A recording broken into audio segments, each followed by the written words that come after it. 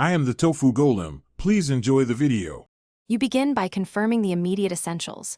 Confirm the camera is connected and powered, then open your browser's site settings and grant camera permission to Meet. Google.com. Once done, make sure no other app is holding the camera by closing Zoom, Skype, or the built-in camera app.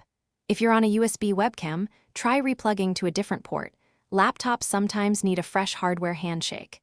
These first steps remove most simple access blocks before deeper fixes. Next, you verify software paths. In the Meet call-click settings, right arrow video and select the correct camera device. Sometimes the default is wrong. Make sure your browser is up to date and then restart it. If the problem persists, try incognito or a different browser to isolate extensions. Also, open your operating system's privacy panel and confirm camera access is enabled for the browser. This step explains why permissions in the site and OS both matter for video to appear. To finalize, update or reinstall your camera drivers from Device Manager or the manufacturer site. Drivers often resolve compatibility issues.